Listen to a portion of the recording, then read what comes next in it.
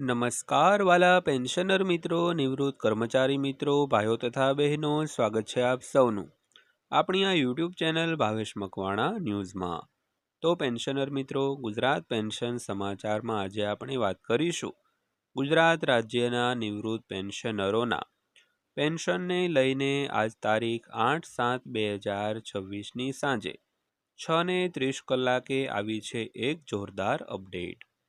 તો પેન્શનર મિત્રો, શું છે આ જોરદાર અપડેટ તે જાણવા માટે આજના વિડીયોમાં ખાસ કરીને અંત સુધી બન્યા રહેજો।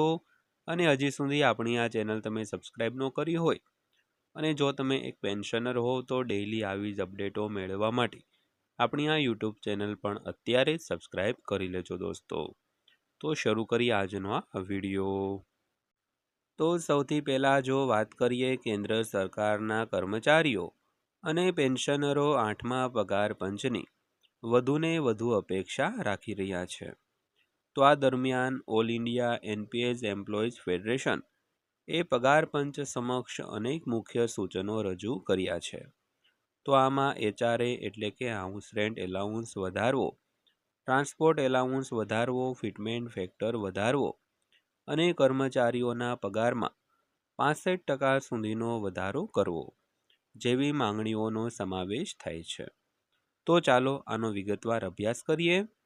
તો પેન્શનર મિત્રો, આપણે જોયું તેમ જે કેન્દ્ર સરકારના કર્મચારીઓ તેમજ પેન્શનરો છે તેમણે 8મા પગાર પંચ પાસેથી વધુને વધુ અપેક્ષા રાખી રહ્યા છે।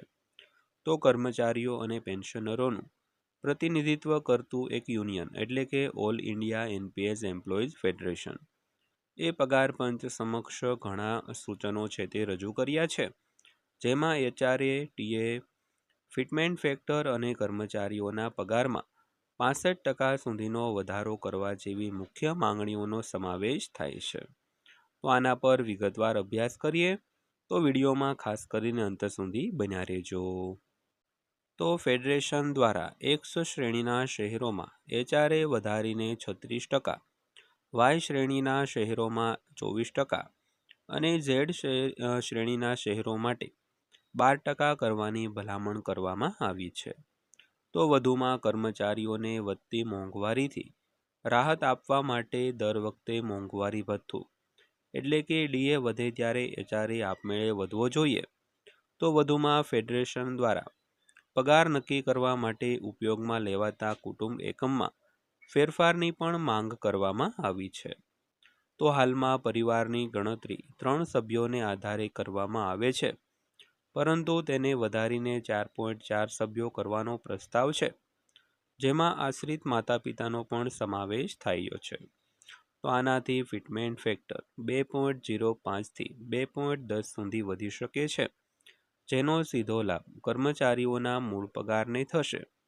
તો ફેડરેશન દ્વારા લેવલ 1 કર્મચારીઓ માટે લઘુત્તમ પરિવહન ભથ્થું દર મહિને ₹9,000 આપવાની પણ માંગ કરવામાં આવી છે અને કહ્યું છે કે હાલના વધતા ફુગાવા અને મુસાફરી ખર્ચને ધ્યાનમાં રાખીને આ જરૂરી છે।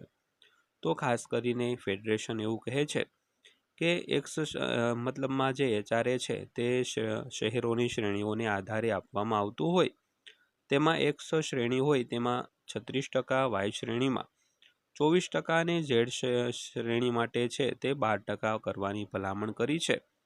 અને વધુમાં કર્મચારીઓ અને પેન્શનરોને મોંઘવારીથી રાહત આપવા માટે ડીએની સાથે એચઆરએ પણ વધવો જોઈએ, કારણ કે ફેડરેશન તેવું કહી રહ્યું છે કે ઉપયોગમાં લેવાતું કુટુંબ એકમ તેમાં પણ સુધારો કરવાની જરૂર છે। તો ત્યારબાદ વાત કરીએ તો પગાર લગભગ ₹61,344 હશે જો ફેડરેશનની બધી માંગણીઓ પૂર્ણ થાય। તો લેવલ 1ના કેન્દ્રીય સરકારી કર્મચારીઓનો પગાર આશરે ₹37,080 થી વધારીને આશરે ₹61,344 પ્રતિ માસ થઈ શકે છે, જે આશરે 65%નો વધારો દર્શાવે છે। જો કે આ ફક્ત એક દરખાસ્ત છે અને 8મા પગાર પંચની ભલામણો અને સરકારની મંજૂરી પછી જ અંતિમ નિર્ણય લેવામાં આવશે। તો હાલમાં 8મા પગાર પંચ દ્વારા દેશભરના કર્મચારી સંગઠનો યુનિયનો અને અન્ય હિસ્સેદારો પાસેથી સૂચનો લેવામાં આવી રહ્યા છે. તો સૂચનો સબમિટ કરવાની અંતિમ તારીખ જૂનમાં પસાર થઈ ગઈ છે અને કમિશન હવે વિવિધ રાજ્યોમાં બેઠકોનું આયોજન કરી રહ્યું છે. તો આ બેઠકોમાં મળેલા સૂચનોને આધારે કમિશન તેમની અંતિમ ભલામણો ઘડશે. તો ખાસ કરીને દેશભરના જે રાજ્યો હોય, કેન્દ્રશાસિત પ્રદેશો હોય અને અન્ય હિસ્સેદારો પાસેથી 8મું પગાર પંચ સૂચનો લઈ રહ્યું છે અને આ બધા સૂચનોને આધારે કમિશન હોય તે અંતિમ ભલામણો છે તે ઘડશે દોસ્તો. તો ત્યારબાદ વાત કરીએ તો વર્તમાન સમય રેખા મુજબ 8મા પગાર પંચની અંતિમ ભલામણો ફેબ્રુઆરી અને મે 2027ની વચ્ચે જાહેર થવાની ધારણા છે.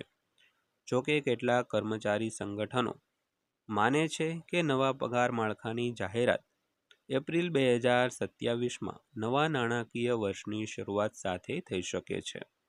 તો આ પછી ભલામણોને સંપૂર્ણપણે લાગુ કરવામાં 2 થી 3 વર્ષ લાગી શકે છે.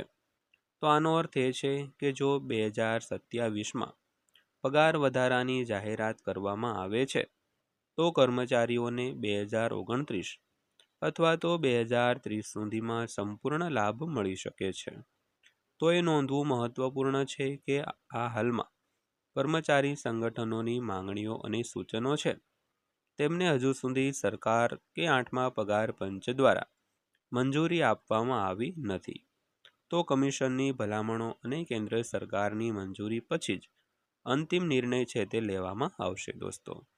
તો ખાસ કરીને 8મા પગાર પંચની જાહેરાત 2027 એપ્રિલમાં નવા નાણાકીય વર્ષની શરૂઆત સાથે થઈ શકે છે. તો આ પછી ભલામણોને સંપૂર્ણપણે લાગુ કરવા માટે વધુ 2 થી 3 વર્ષ જેવો લાગી શકે છે. એટલે કે 2029 અથવા તો 2030 સુધીમાં સંપૂર્ણ લાભો છે તે મળી શકે છે. તો કમિશનની ભલામણો અને કેન્દ્ર સરકારની મંજૂરી પછી અંતિમ નિર્ણય છે તે લેવામાં આવતો હોય છે. તો પેન્શનર મિત્રો, આ હતી આજની માહિતી પસંદ આવી હોય, વિડીયો સારો લાગ્યો હોય તો વિડીયોને એક લાઇક કરજો અને આવા જ વિડીયો રોજે રોજ જોવા માટે આપણી આ ચેનલ સબસ્ક્રાઈબ કરી લેજો. તો ફરીવાર પાછા મળીશું એક નવા વિડીયો સાથે, નવી એક માહિતી સાથે. ત્યાં સુધી સૌને જય હિન્દ, વંદે માતરમ.